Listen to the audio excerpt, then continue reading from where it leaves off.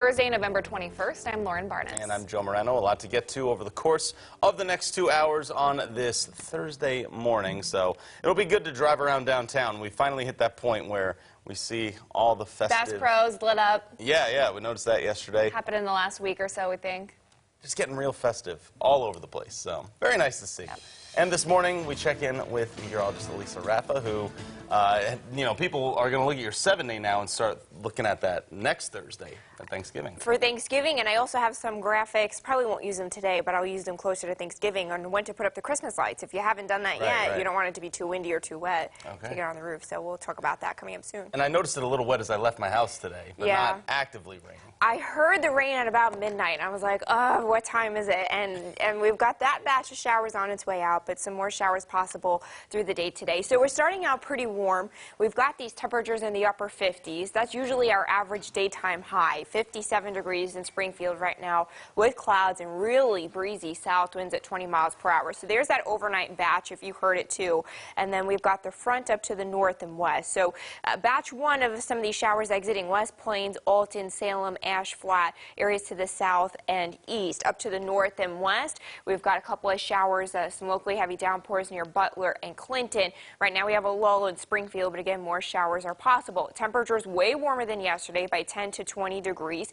It's 57 in Springfield and 55 in Branson. Again, these are our average daytime highs. South winds are pretty gusty, sustained at 20 miles per hour, gusts up to 30 to 35 miles per hour. So we keep the chance of showers through the day today. We could have some wet roads. Once the front comes through, south winds go to the north and temperatures fall all day. So we're likely going to hit a high of about 63 degrees, probably around recess time, and then temperatures go back into the 50s by dismissal, 58 degrees there. Details on timing and totals of the rain in a couple of minutes. We begin with your education coverage. Even though it's just the first semester of the school year, FAFSA applications for next year's classes are already open. Hannah Zettel has some tips to keep in mind before you file. Well, that's right. Seniors, listen up, because students can begin to file their FAFSA for the 2020-21 school year now. Even if it seems early, financial aid experts say when it comes to filing, the earlier the better. Applying early is really the key to FAFSA filing, because it's the foundation for all federal and state aid. So we want you to get this done first so you know how many dollars you have coming. Aid at OTC about FAFSA do's and don'ts. Carrie suggests filing early, parents encouraging students to file for themselves, and fully understanding what the FAFSA is used for. Some misconceptions that students have is they think that it's FAFSA money. It's not FAFSA money, that's the application process. FAFSA generates eligibility of Pell Grants, supplemental grants, federal work study, direct loans. Sometimes we have 2 years going at the same time when you want to complete the FAFSA. You're not sure which one to complete. Once you go to the FAFSA.gov website, it's going to tell you which years are available.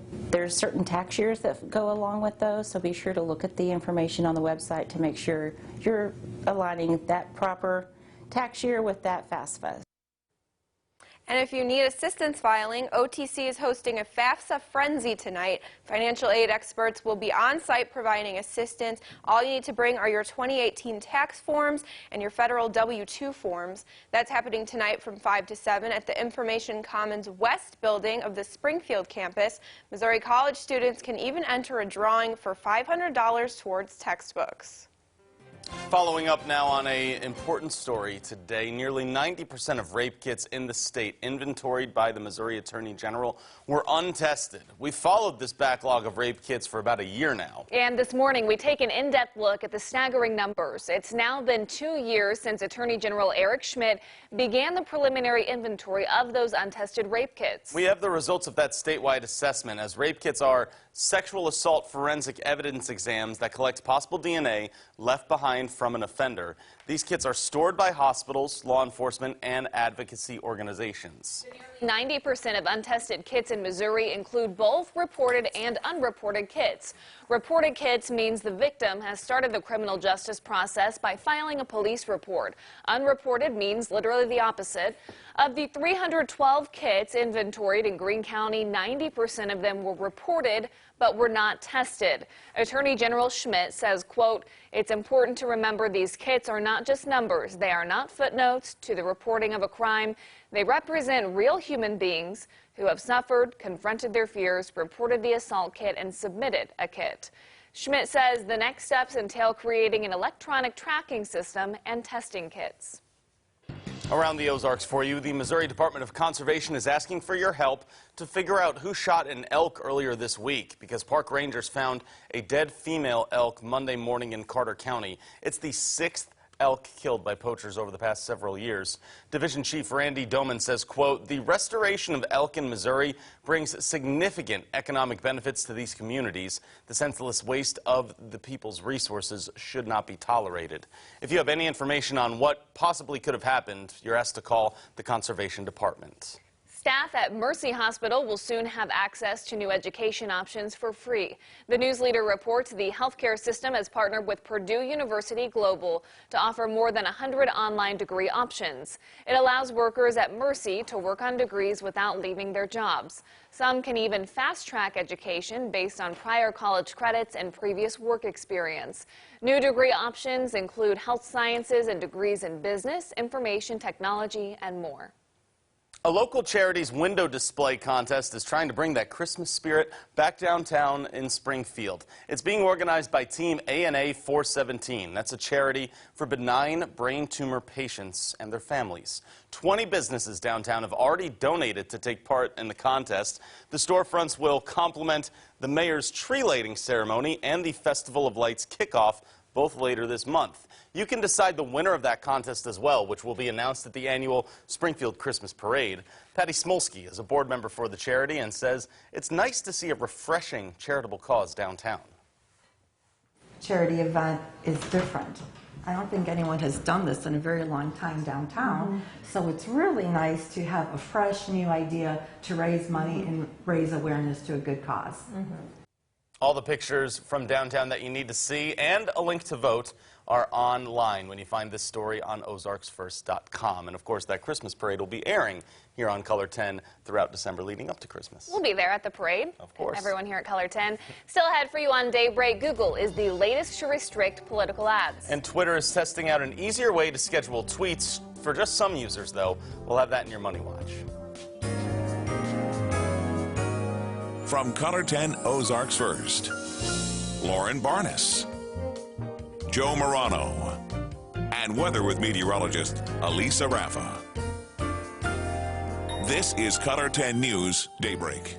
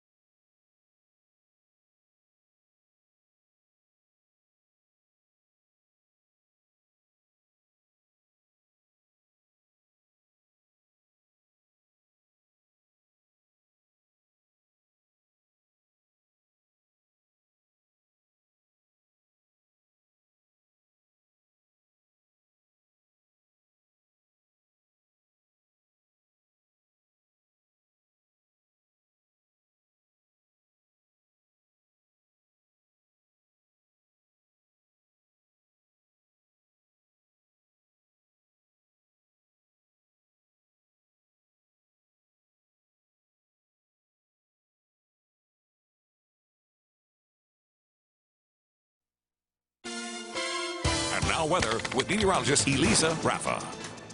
Good morning and thanks for joining us. We're starting out with temperatures very warm. Our average daytime high is 55 degrees. We're at 57 right now in Springfield at 5 o'clock in the morning. So again, very warm start. That's because we have southerly winds, very gusty and steady at 20 miles per hour. We're still ahead of a cold front. We had a batch of showers roll through on the overnight. Those are working their way out to the east. And then we have another batch of showers as that cold front gets a little bit closer. So we do have some light to moderate rain around Eminence, a couple of showers down towards Ash Flat and Salem going south of the state line there, and then around West Plains. And then we have another batch of showers up to the north and west with some locally heavy downpours near Osceola, near Butler, near Clinton.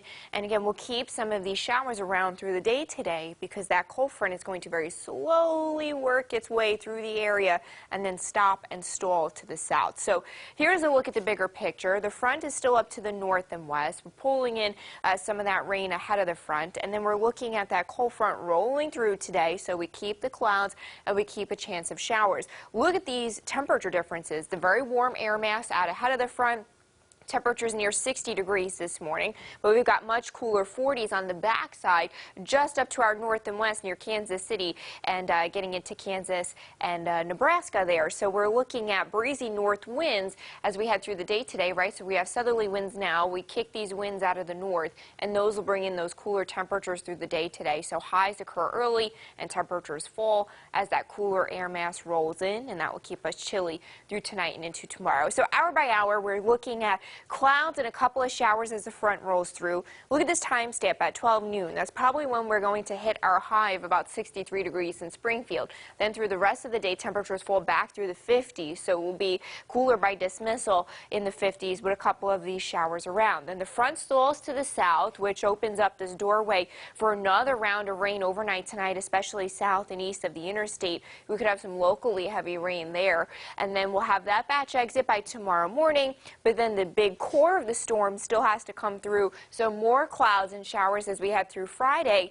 Temperatures much chillier on those steady north winds in the 40s for Friday, 42 degrees. Then by Friday night, as the last of this rain exits and temperatures start to flirt with freezing to the north, could have a couple of flakes mix in there, but with these temperatures just barely getting to freezing and the precipitation itself being pretty light, I'm not worried about winter weather as we head through Friday night and into Saturday morning. Rain totals to the south could be about 1 to 1.5 inches near and south of the state line, looking at about a half an inch in the Missouri part of the area south and west of the interstate here, and then about a half an inch or less as you go up to the north and west. So again, what we're expecting here is a few showers along the front today, and then temperatures fall back through the 50s. That round of steady, at times heavy rain, especially south overnight tonight, could drop 1 to 1.5 inches of rain near and south of the state line. Localized flooding concern there. Then we're looking at chilly showers tomorrow. Maybe they end as flurries to the north overnight, but not expecting an impact there. 58 degrees today. Showers and breezy north winds gust to 30 miles per hour, and then again those temperatures will be in the 50s by the end of the day. 36 overnight, heavy rain at times to the south.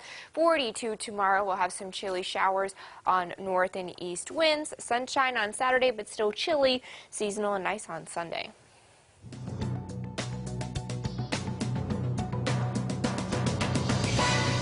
Wall Street lost ground on Wednesday. The Dow dropped 112 points. The Nasdaq lost 43, and the S&P 500 fell 11. Stocks took a dive after Reuters reported that phase one of the U.S.-China trade deal may slip into next year. People close to the White House say Beijing is asking for extensive rollbacks of tariffs. The U.S. is scheduled to impose another $150 billion of tariffs on Chinese imports on December 15th. Google is restricting political ads. The search giant says beginning in January, U.S. political ads won't be targeted to users based on political affiliation, but they can still use categories such as gender, age, and postal code. The policy will also go into effect in Europe over the next few weeks. It's not an edit button, but Twitter is testing a feature that should make some users happy. Some people will now be able to schedule their tweets to post at a specific time in the future. It's only available to a few lucky users right now, but has always been available on Twitter's TweetDeck. And that's your CBS Money Watch report. For more, head to cbsmoneywatch.com. At the New York Stock Exchange, I'm Diane King Hall. Everyone's checking Twitter now to see if they got it. Yeah, you want to be one of the select few to be able to have the feature, yeah. Yeah. Up next, we have sports basketball happening around Missouri last night. Evangel and Mizzou both in action. We'll show you the latest when we come back.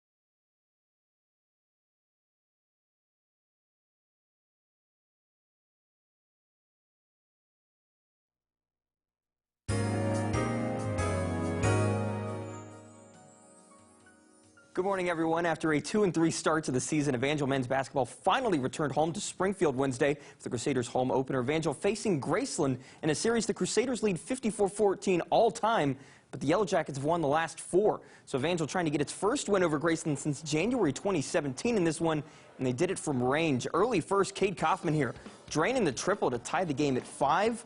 And then it was Clark Brewington joining in on the fun. He connects from distance. Evangel hits 9 threes in the opening half. This next play was not one of them. Brewington off the mark this time, but Josh Pritchett is there with a great tip put back. Crusaders dominate the first half 55-29 and earn its first Heart Conference win 90-75.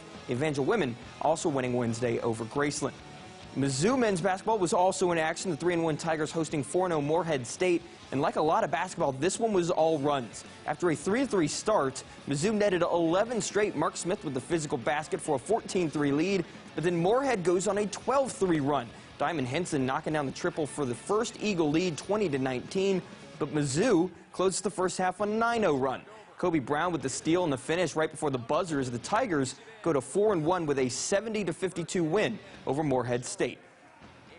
And the awards keep rolling in for the Missouri State soccer team. Wednesday, the Valley named Kyle Hebert as its Men's Soccer Scholar Athlete of the Year. He's joined on the academic team by keeper Michael Creek and Stuart Wilkin.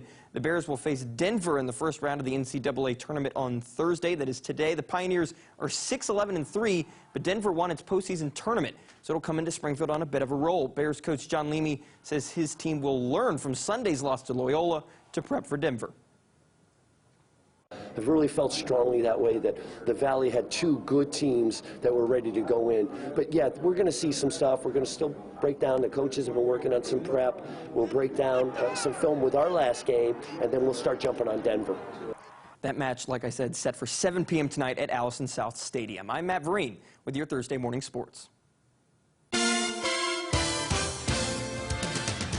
got the soccer tonight. Missouri State men's basketball is in Charleston. They actually play at 10:30 in the morning. Today? Breakfast basketball for you folks at home right there. Yeah, with Pretty some eggs and bacon and basketball. Sounds good to me. Very nice to have, right?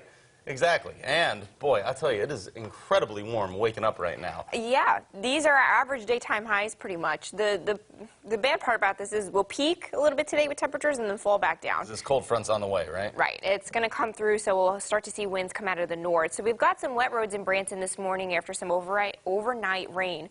Winds still out of the south, so the front is not here yet. That batch of overnight rain is exiting, but we still have the front back to the north and west. So we're looking at a couple of showers around Eminence, West Plains, and Salem this morning, and then a couple of more showers up to the north and west near Clinton, Osceola, and Lamar. We've got a little bit of a lull in the rain in Springfield, or maybe some light and spotty showers starting to pop, and we'll keep those through the morning hours. Temperature is much warmer than yesterday by about 10 to 20 degrees. It's 54 in Rowlett, 55 in Ava, and 57 in Springfield.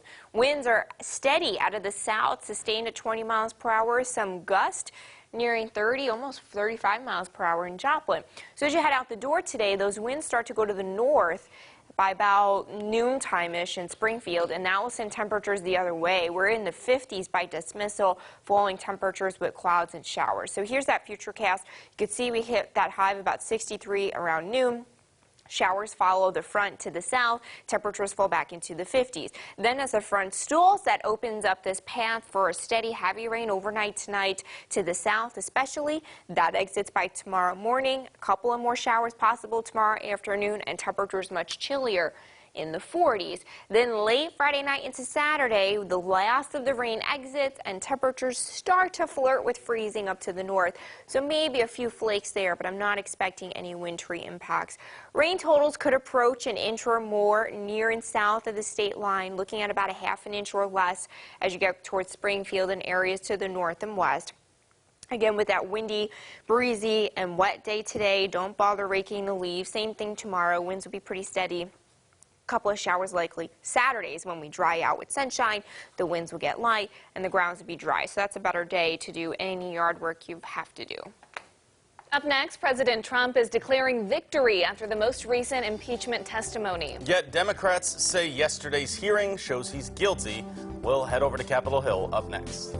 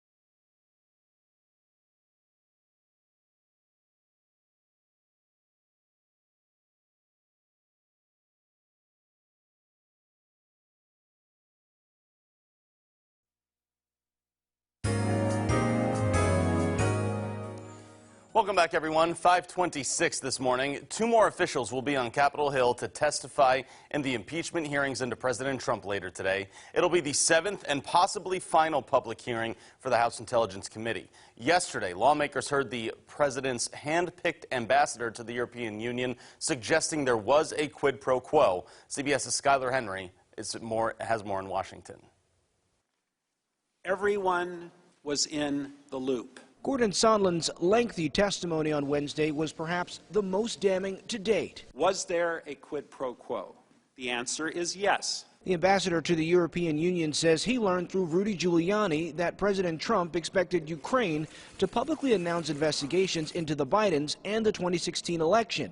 In return, a coveted White House meeting. Mr. Giuliani was expressing the desires of the President of the United States, and we knew these investigations were important to the President. Sondland said he presumed U.S. military aid that was being held up at the time was also part of the deal, even though it was never mentioned to him by the President. Republicans were quick to jump on that point. The aid was my own personal guess, based again on your analogy, 2 + 2 = 4. They get the call, they get the meeting, they get the money. It's not 2 + 2, it's 0 for 3. President Trump declared victory. Not only did we win today, it's over. After Sondland's testimony, defense official Laura Cooper revealed the Ukrainians were aware the military aid was held up on July 25th. The same day, Mr. Trump brought up the political investigations in a phone call with Ukraine's president. A member of my staff got a question from a Ukraine embassy contact asking what was going on with Ukraine security assistance. Embassy staffer David Holmes, who overheard a July 26th phone call between Sondland and the president, testifies today, along with former White House Russia advisor Fiona Hill. Skylar Henry, CBS News, Capitol Hill. Sondland also claimed Vice President Mike Pence and Secretary of State Mike Pompeo were among the officials aware of efforts to pressure Ukraine, which is something they both later denied. Still ahead for you at this hour, DNA results are in, and Hunter Biden has a child in Arkansas. Plus, a local pharmacy helps make the holidays special for soldiers stationed overseas. Good morning. My name is Bella. I go to York Elementary School. Today is November 22nd, and the lunch menu is cheese pizza, grilled sandwich, spinach, and baby carrots, and diced peaches. Goodbye from York. Bye.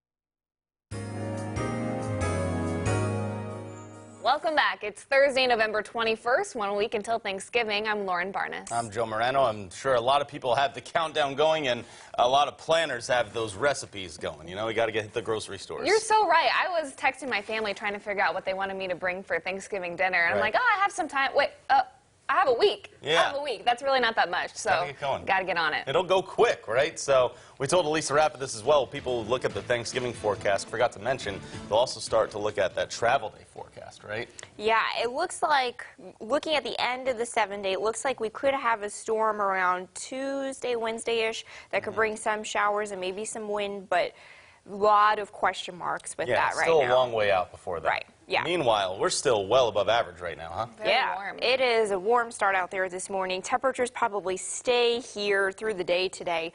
They'll kind of come up a little bit and then fall again. We're looking at wet roads in Branson from some overnight rain. It is 57 degrees there right now with some southerly winds. We had a batch of rain overnight that has exited to, pretty much almost exited to the east, and then a couple of more showers are popping to the north and west. So some light rain showers still lingering around Eminence and West Plains, and then a couple of more showers starting to pop from Lamar, Stockton, Osceola, and then up towards Clinton as that cold front still comes through, right? It's not through yet, which is why we're so warm this morning. We're 10 to 20 degrees warmer this morning. It's 57 degrees in Springfield, 60 in Monette, and 60 in Bentonville. Winds are breezy out of the south, sustained near 20 miles per hour, gust up to 25 to 30 miles per hour. So we'll keep breezy winds and some wet roads through the day today. You just want to take it easy on those roads. Breezy winds go to the north by about recess time, so temperatures fall through the afternoon. We're at 58 by dismissal with clouds and showers. Details on timing and totals of the rain coming up in 10 minutes. In your news around the region, a DNA test just released confirms presidential candidate Joe Biden's son is the biological father of an Arkansas woman's child. Back in May, London Roberts filed a paternity suit claiming Hunter Biden is the father of her now 1-year-old. Biden originally denied it, but eventually agreed to take a DNA test. The news is giving people in Arkansas plenty to talk about. It's sad that, you know, mothers have to go that far, that fathers won't step up and they have to be taken into court and paternity has to be proven. I can't wait to find out the mystery of how these two met and where this is going to go and how it's going to affect Joe's political campaign. Court documents show Biden is not expected to challenge the DNA results. Another court hearing is set for December 2nd. Arkansas law enforcement are looking into new resources for staying safe while at work. Yesterday, Wrap Technologies was in Northwest Arkansas to test the Ebola Wrap that creates a boundary between authorities and suspects. It's a handheld device that fires an 8-foot rope which wraps around the suspect. Rafe Jordan says it's a pain-free and hands-free approach for officers and sheriffs. This device being, one of the first devices that they can have on their belt that they can use that does not involve pain is going to basically bridge the gap between law enforcement and suspects of having to hopefully not put hands on with people that don't comply. Jordan also says around 100 departments throughout the country are using the devices, though currently none in Arkansas. And folks in Rogers, Arkansas may see water and sewer rates go up next year. The minimum monthly fee right now is about $24 for sewer and water. It will increase a little bit each year, going up by almost $3 in 2020, then getting up to a little more than $60 in 2025, according to the plan. Rogers Water Utility Superintendent Brent Dobler says the rate increases will fund millions of dollars in water and sewer projects. This rate increase has all of our capital projects in it. There's no fluff. This is what we need, what we have to keep that high level of service. The City Council will have a chance to vote this through after a public hearing next Thursday. Family Pharmacy is in its 9th year of collecting shoeboxes for soldiers. Anyone interested can bring in a care package of their own, or staff at the pharmacy will help you purchase items to fill a box on the spot. A list of items is available, and recommended items include things like non-refrigerated snacks, drink mixes, and AA batteries. Also, one crucial element for the gift. The most important thing you can put at those is a note of appreciation. These people are away from home, away from families over Christmas. Send them a note. Thanks for what you do. They don't know you, but those notes, a colored picture from a class, those are kind of things that they'll hold on to long after they come home. One person can make a difference, but people with thick pockets can make an even bigger difference. And as I told you earlier, I've received boxes. I spent 21 years in the Army. It matters greatly to me. Monetary donations in boxes will be accepted at any family pharmacy in the Ozarks until December 5th. More than 1,000 boxes are expected to be delivered to troops this year. If you look closely, you can see in the light, it looks like we've got a couple of sprinkles on our windshield here on the Color 10 Live Drive. Roads are a little bit wet. We had rain roll through overnight. A couple of more light showers are popping as a cold front comes through. Details on timing and totals of rain plus some falling temperatures today coming up next.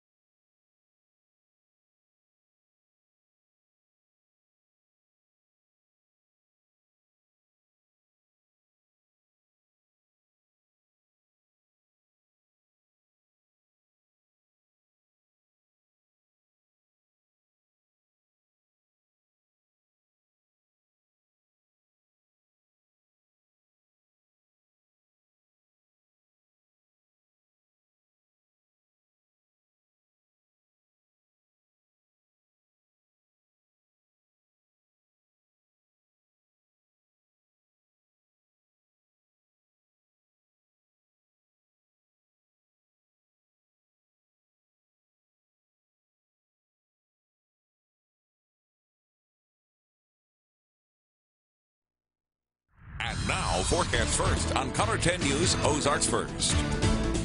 Good morning and thanks for joining us. We're starting out very warm in Springfield this morning. Our average daytime high is 55 degrees and we're starting at 57. We've got clouds and really steady south winds that are kicking at 28 miles per hour. We've got a cold front on its way. Some showers popped overnight ahead of the front. Those have exited to the east. Then we've got some more showers popping just ahead of that front to the north and west. So we still have some light rain lingering around Eminence, around Alton, and Ash Flat going into Arkansas. Then a couple of showers and locally heavy downpours from Hermitage through Stockton, Lockwood, back down towards Joplin, and then over near Clinton. It looks like we've got some spotty showers just hovering around the Springfield area as well. So looking at the bigger picture, again, we've got our cold front just back to the north and west. A lot of this has come ahead of the front, and we're looking at clouds hanging tight and showers continuing through the afternoon today because the front will come through and stall. We're in the warm part of this front where we've got temperatures near 60 degrees to start, but temperatures are in the 40s just back to the north and west in Kansas and Nebraska. So we're looking at winds. Once this front comes through, the winds will shift to the north and now bring in that cooler air. So we hit our highs early and then temperatures fall backwards through the rest of the day. That chillier air mass comes in, making us cool today and then chilly tomorrow. So hour by hour, We'll keep a couple of showers as that front comes through. Temperature at 63 degrees at noon. That would probably be our warmest, and then we fall backwards through the 50s by dismissal. Showers hang tight, especially near that front. Then the front stalls overnight, opening the door to this roadway for a batch of showers to roll through, some steady rain, and maybe some locally heavy rain at times, focusing especially near and south of the state line tonight. Maybe a couple of showers up to the north. That batch exits by tomorrow morning, but then the core of the system still has to come through on Friday. So that comes through, keeping us with some clouds and a few showers. Temperatures much chillier on north winds tomorrow in the 40s. Then finally, as the rain exits Friday night, temperatures start to dip closer to freezing, especially up to the north in central Missouri. So a few flakes could get in there, but with temperatures borderline at freezing and the precipitation itself pretty light, I'm not expecting any impacts there. The rain forecast will be heaviest near and south of the state line, maybe about an inch and a half there, some localized flooding possible, and then we're looking at about a half an inch of rain around Springfield, and then less than that as you go north and west. So what we're expecting here is a few showers along that front today. Temperatures fall backwards through the 50s. A round of steady, at times heavy rain possible tonight to the south. That could drop 1 to 1.5 inches of rain near the state line, some localized flooding possible. Then we're looking at some chilly showers on Friday. Maybe it ends with a couple of snowflakes, but I'm not expecting any wintry impacts from that. 58 degrees today by the end of the day, right? Because we pop to the lower 60s first and then come back down. We'll have showers and breezy north and west winds with gusts to 38 miles per hour at times. 36 overnight. That rain steady, especially to the south. A couple of showers possible tomorrow. Temperatures chilly with clouds and north and east winds. 42 degrees there. More sunshine by Saturday, but still holding on to 40s. Seasonal and nice on Sunday. Temperatures back in the upper 50s. Your medical news is up next. Health officials are warning of an E. coli outbreak. And an unidentified illness is shutting down dozens of schools in Colorado.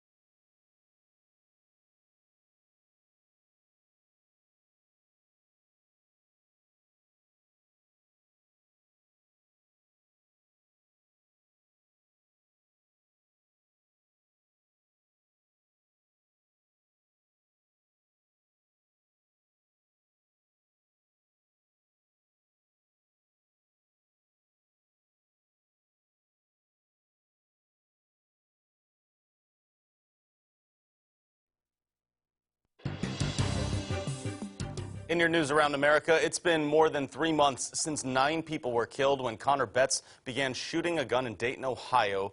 Now we know that a friend of his admitted to helping him get some of the weapon parts, bullets, and body armor.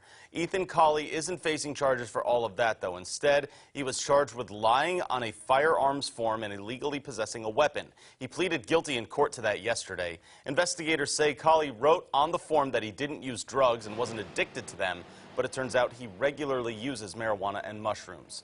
Lawyers believe he's not facing charges for helping Betts because it's not illegal to buy those things.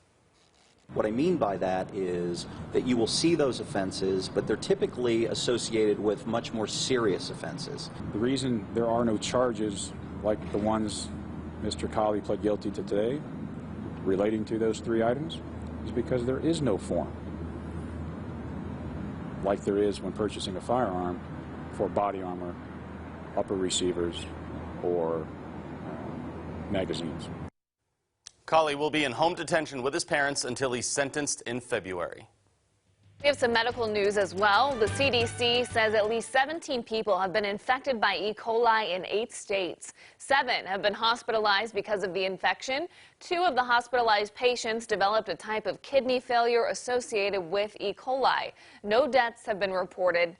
E. coli bacteria produces a toxin that causes symptoms such as bloody diarrhea, vomiting, and stomach cramps, typically within several days of swallowing something that's contaminated.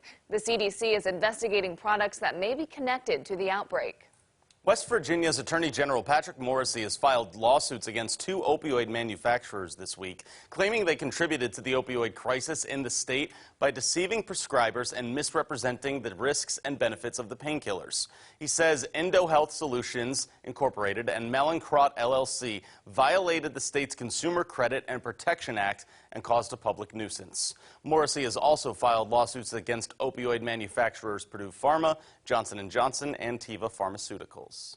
A Colorado school district has closed more than 40 schools after a highly contagious virus outbreak. According to Mesa County Valley school officials, the virus rapidly spread through its student population. The district said Wednesday it's the first time the school district has had to close all schools due to illness. The health department says it has been working to identify the illness, which is acting a lot like norovirus and lasts between 12 and 24 hours. Schools will reopen after Thanksgiving break. Public sector workers are protesting in Canada as a group of workers, including members of the United Nurses of Alberta, rallied yesterday. The protesters demonstrated against recent cuts by the United Conservative Party. They include wage rollbacks, health care funding cuts, and a change in pension plans. Your entertainment news is ahead as Netflix is ready to release a Christmas Prince. Plus, Mandy Moore goes on tour in the U.S. for the first time in a decade.